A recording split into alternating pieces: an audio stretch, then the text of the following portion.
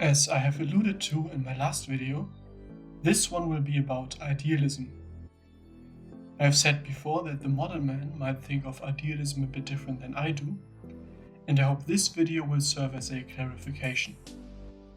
First, I would argue that idealism can be separated into two distinct kinds.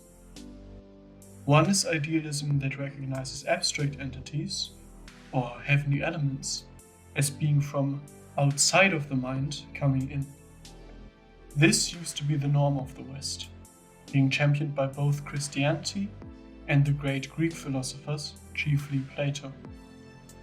We will refer to this version as external idealism, illustrated by the saying, "People don't have ideas, ideas have people."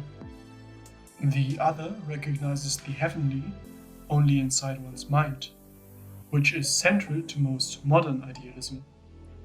These schools often quote sayings like, "All the gods, demons and angels are within your mind," or J.K. Rowling's Dumbledore, who answered the question, "Is this all real, or is it just happening inside my head?" with, "Of course it's happening inside your head, Harry." Why should that mean that it's not real? Both being technically true, but mostly serving to lead the listener into this form of God within me thinking, which we will refer to as internal idealism. What is of central importance to this debate is the mind.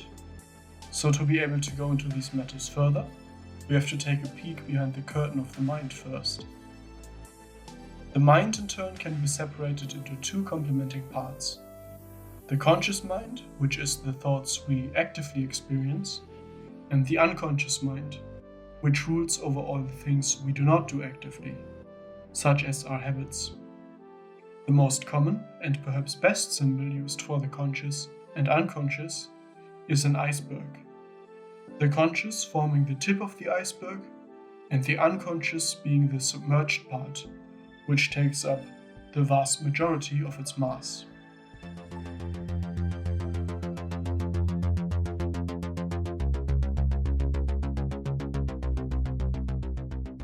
I'm trying to say that whatever consciousness is, it's not a computation.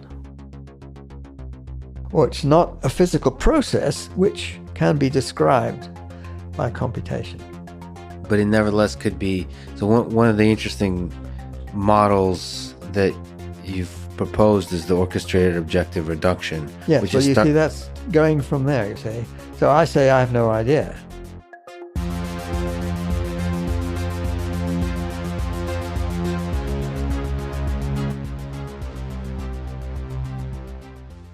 The conscious mind is able to wield tools, both outwardly, where we have to learn to use a tool consciously before we can use it unconsciously, and inwardly, where the previously discussed sword and torch are for the conscious mind to use.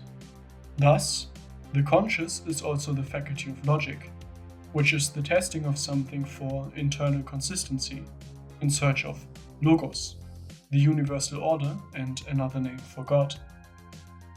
This part of the mind is also the most mysterious.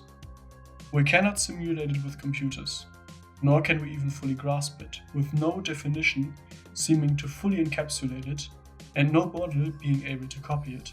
What it seems to relate to, however, is an experience of self. So you being conscious relates to you feeling like an ego, like a person, like a self, and is also linked to a feeling of personal integrity and of authenticity. In future videos, we will also draw into order, chaos, and the tree symbol. Looking forward to that, I will point out here that it is the task of the conscious to grow out the internal tree. In light of my last video, the conscious mind is the heavenly principle, which might give a hint to why it can't be quantified. It may well be non-physical.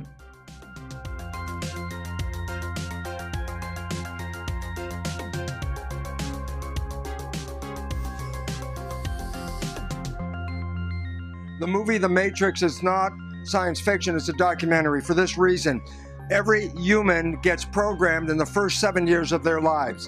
And the reason is very simple. Imagine I go to the Apple store, I buy a new iPod, and I come out, in the front of the iPod is called the touch screen where you can create. And I say, okay, I bought a brand new iPod, I come out of the store, and I open it up and I push play, and nothing happens. And I'm a little upset for the old guy just spending all the money, and some little 7-year-old kid comes up to me and says, you can't play anything until you download something. And the whole idea is this.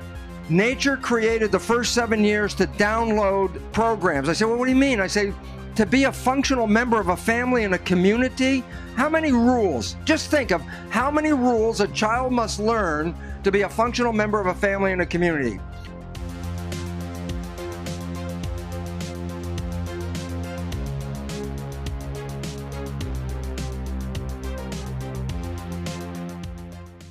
The unconscious is the part of the mind that we can model with AI.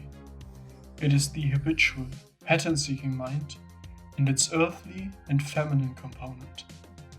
Something we cannot get around when talking about the unconscious are dreams. In German psychology, dreams are often called der Königsweg ins Unbewusste, which translates to the royal road to the unconscious. During dreams, the conscious recedes and the unconscious roams free, giving us insight into its work. To get an idea of how dreams work then, we might first look at artificial intelligence, specifically neural networks. To keep things simple, an AI is a web of relations that turns an input into an output, and is then rewarded based on how well it did, using that feedback to improve next time by adjusting the relations it's made of. I have no intention of explaining neural networks, AI, and machine learning here, but have linked a few YouTube videos that go a bit further into depth should you require it. The important part is that these networks adjust their relations based on feedback, and sleeping seems to be when that adjustment takes place within humans. During sleep, we have several short phases called dreams. These generally deal with issues the brain is working on, trying to find solutions. One hint to this may be depression. Depressions generally come about when we are stuck at a place in life we don't want to be. They are typically accompanied by prolonged sleep, and this may well be the brain taking up more time to try something new. Though this theory is somewhat conjecture on my part. Once we wake up, our dreams can clue us into what the unconscious is working on, and the conscious can help us devise an ideal approach. Something to note here is that the unconscious does not work by logic, but by association, which becomes obvious looking at a neural network, which really is just a web of associations. Due to this, dream worlds are nonsensical and incoherent. To interpret them, think about how they made you feel and how you should react to them.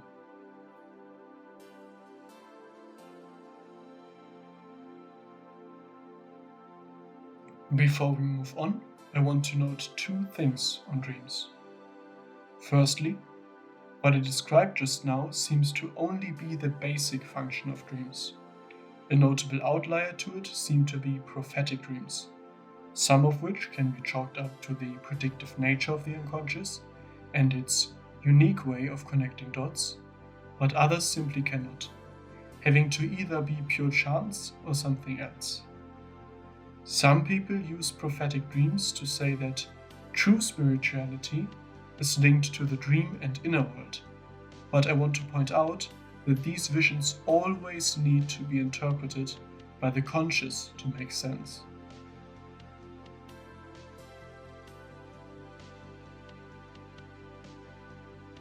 Secondly, I recommend to leave this realm alone. Lucid dreaming is a bit of a trend at the moment, but it is the conscious mind fiddling with something it probably shouldn't. Think about it this way. If lucid dreaming was a net positive, why isn't everybody doing it already? Its sister practice, astral projection, has a long catalogue of people reporting spiritual abuse and I will link a video by Stephen Bancarz, a former New Ager turned Baptist Christian, where he discusses astral projection and lucid dreaming. To the average viewer, this video may seem out there. That is okay. It is really only relevant to those who are part of related subcultures. Finally, the unconscious is also home to so-called relationship patterns. These are set behaviors that we exhibit in all relationships of the same kind. Two typical behavioral patterns at the moment are seeking conflict with authority figures and, mostly for men raised by single mothers, to subjugate oneself to female authority. These slowly grow into a concept that is called Persönlichkeitsanteile. The supposed English translation is personality traits, but that seems to be inaccurate, so I will translate it to subpersonalities. Subpersonalities are personalities that develop in the unconscious and come forth in certain environments, situations, or relations. Notable examples are the cool guy, the caretaker, the teacher, the student, the fighter, the loner, the seducer, or the keeper of a secret, all being potentially present in a single person. A conflict between these subpersonalities will result in an inner blockade. If we have an unaddressed subpersonality that seeks compassion, care, and a general feeling of warmth, for example, it can make us unable to go to the gym, because that subpersonality will resist such a task and environment. Mental trauma can even create a subpersonality so strong that it constantly wrestles the hegemon of the mind, the conscious, creating what is known as schizophrenia, and eventually even multiple personality disorder, at which point the rebellious subpersonality basically takes over. The performance of this team is crucial to our performance as a person. I will talk more about this in a future video, but for now, the following should be noted. The more this team feels as one, the more consolidated it is, the better. If you want to look at an external example for such perfect consolidation, look no further than an orchestra. For Christians, I also want to draw attention to the Old Testament book of Job, where God is sitting in the midst of his host, making decisions with him. This is the same type of construct, with the host of God being by God's nature perfectly consolidated under his rule. Walking with God means becoming part of this order, which is why Moses' judges are also in attendance. The Babel separation also becomes important here. According to the Bible, when God divided the nations at Babel, he put them under the authority of his angels, also called Elohim, or his sons, making these something like national patron saints. However, over time, these were raised up as deities by their respective host nations, an act that might be called divine Flanderization. I will link an article on Flanderization below, should you not know what that word means. Thus, the fall at Babel is the Christian reason for polytheism, and I will expand on it at a much later date. Having thus dissected the mind a bit, it is now time to address the issue of internal and external idealism.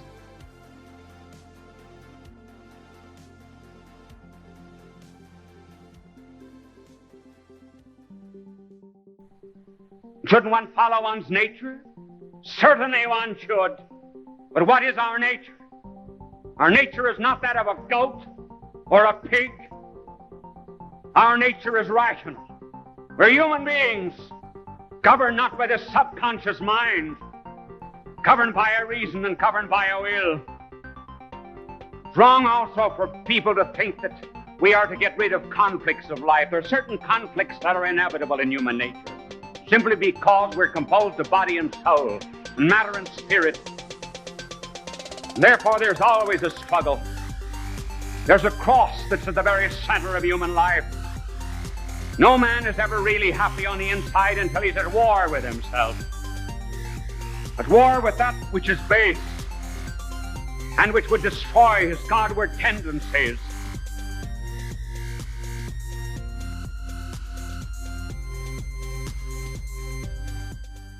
External idealism would imply an external consciousness from which all heavenly forms derive themselves. This external consciousness would necessarily be a creator of the universe, as in idealism, consciousness creates matter. In Christianity, for example, our minds are the way they are because they're made in the image of God, and thus deep introspection can give us some glimpse into the divine reality, and studying of the divine often reveals things about ourselves.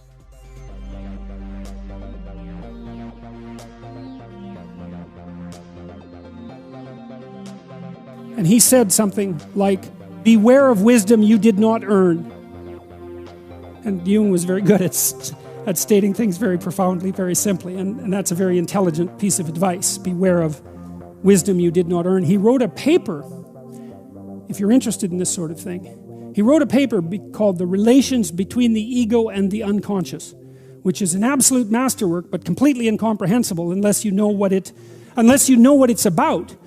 And what it's about is the danger of what he called ego inflation. And so one of the things that can happen as a consequence of a revelatory experience is that to erase the relationship, the boundary between the specific consciousness of the ego and the more generalized consciousness, and more generalized consciousness as such, is a dangerous thing to do, because you can start to equate yourself, your specific self, with that more generalized consciousness as such. And Jung thought about that as something akin to a psychotic inflation.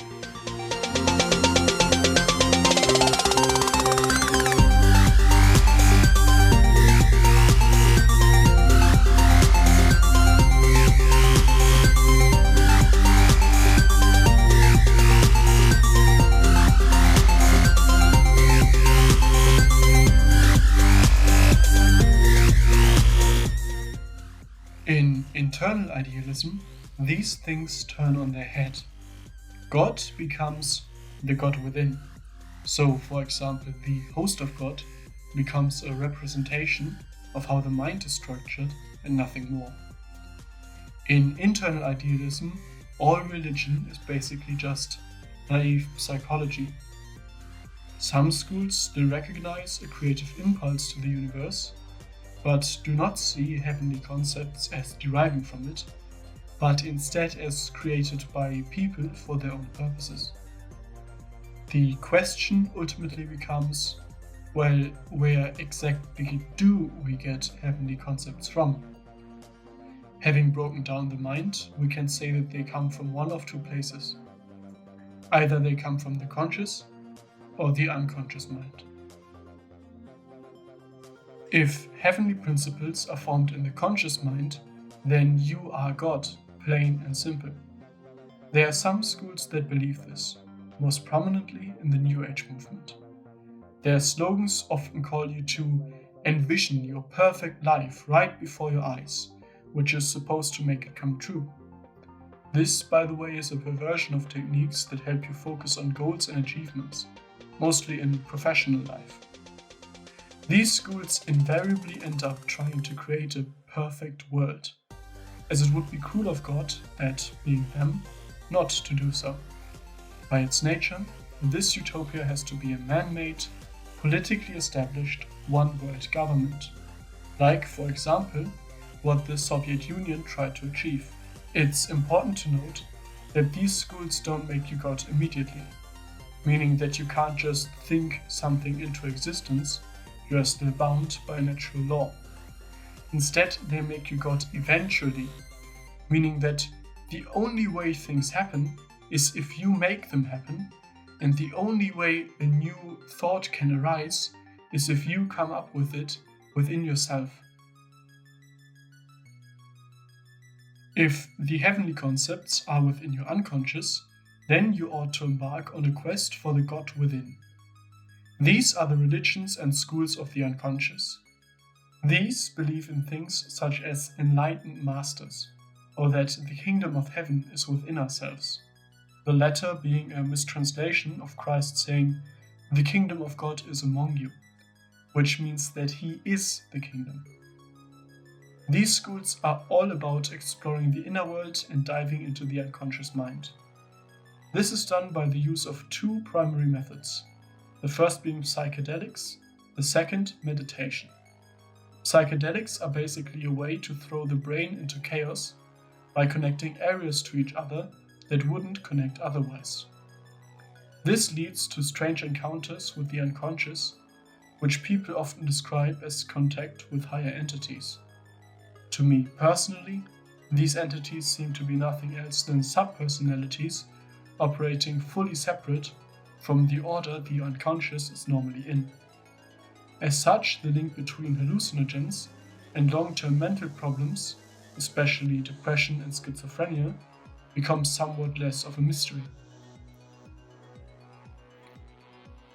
The second method, and one frequently linked with ascendance, is meditation, especially the schools of transcendence and/or meditative breaks, which are occurrences of visions or flashing images one has during their meditation.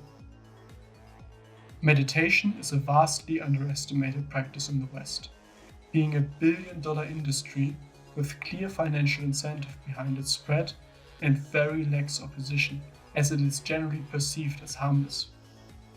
There are two things I want to mention here. First, according to alleged whistleblower Yuri Bezmenov, whose most prominent interview I linked in the description, the Soviet Union tried to spread the practice of meditation in the West in hope of dividing and weakening it.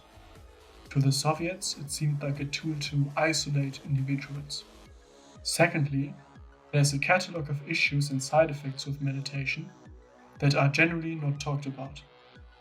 Most notably, the re-emergence of previously settled traumata, a similar effect to that of psychedelics, and a phenomenon called the dark night of the soul, which meditation gurus desperately try to explain away as positive and the last step to fulfillment, but which is really just a heavy existential crisis marked by a loss of self, a feeling of loneliness, anomie, cognitive dissonance, and much more, lasting for around 7 years. Perhaps this effect should not be a surprise to us if we call to mind what these practices are designed to do. Their aim is the death of the ego, which to the best of our knowledge is the interplay of conscious and unconscious, putting a feeling of indiscriminate oneness in its place. A feeling that will be better understood in the next video on chaos, but I want to make some points one can come back to when that video airs. The unconscious is the inner ocean, the faculty of patterns, and thus the faculty of cycles and the earthly, female, wild component of the mind.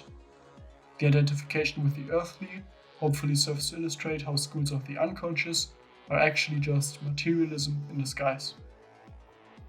I will also link the video "The Biggest Lie in Spirituality" by YouTube channel Raw Spirituality to give the perspective of someone who seems to be a hermetic on this issue.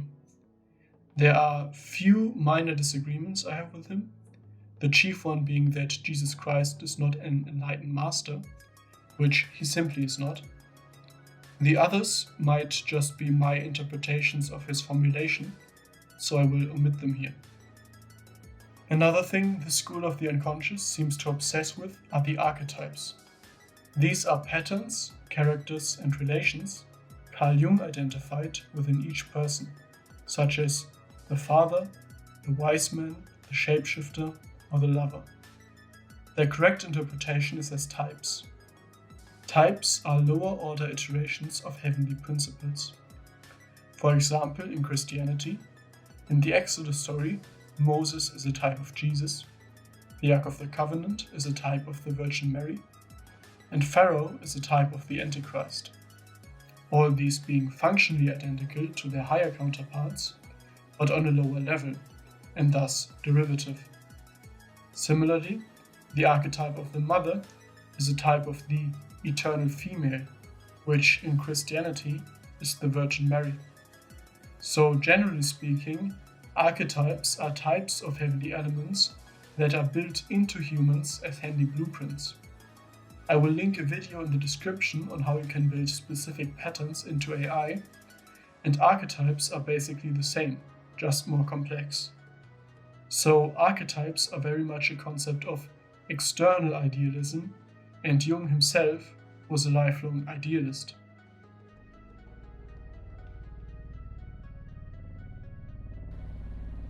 Now, what is the difference between people who are normal and those who have a tendency to be abnormal?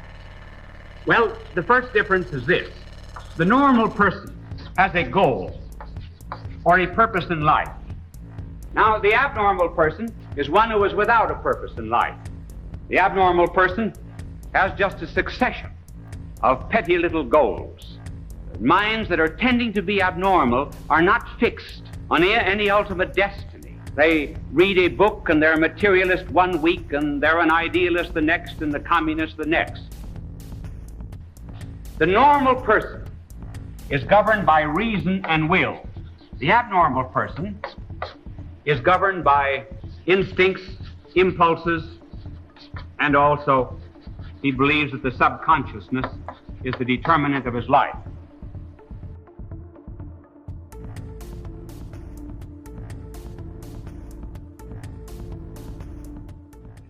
Coming to a close, I want to give some pointers concerning the interplay of the conscious and unconscious, as well as pointing out that almost all coming videos will have a psycho-spiritual aspect to them, meaning that their content also has an application to the psyche.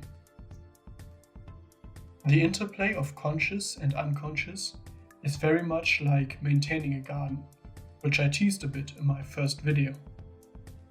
The mind is a fertile ground for ideas, and the longer they are within the mind, the more they unfold and root themselves into it.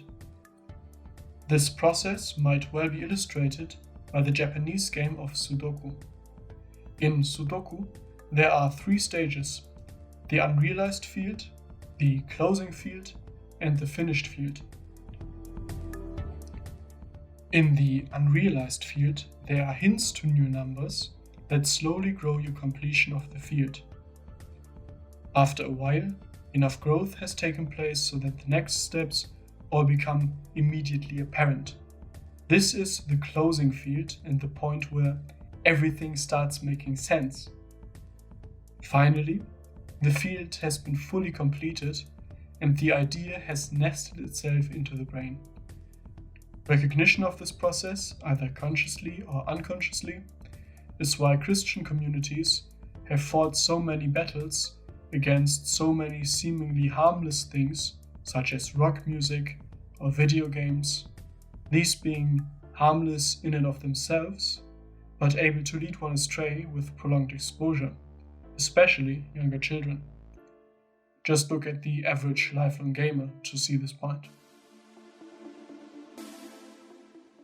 In this garden now, it is the task of the gardener, the conscious mind, to select what it wants to plant, to remove the weeds, grow what it planted, cut into shape misshapen plants, and to give the gardener design or identity or structure, whatever you want to call it. This is one aspect of why Jesus referred to the kingdom of God, meaning himself, as a mustard seed that grows into a mighty tree. Something we should also take note of is that ideas that may sound nice at first can grow into a nasty lot of weeds once they unfold. So the road to hell is very much paved with good intentions, respectively good unrealized ideas, such as socialism or make love, not war. Selecting what to plant is equally a legacy act of carrying on a torch and an experimental act. We either plant what has a lot of prestige, or we plant what seems very new and untried. In some areas of our minds, weeds may spring up, either because we plant a wolf in sheep's clothing, or because we neglect to tend to an area in our life and in our garden. Such unplanned growth is always taken from our environment. This is where Jordan Peterson's Clean Your Room comes into play, and is also transcended by doing this on a communal level once one has achieved inner order. A good communal order then will make it easier for others to grow beauty within themselves, as they are now born in a clean house, and inner areas they might not have been aware of still get quote-unquote good seeds. This shows why it's so important to take care of oneself first, because you have to test what you will establish. Removing it either means radical torching change, usually by changing one's environment, or cutting into shape what has good intent.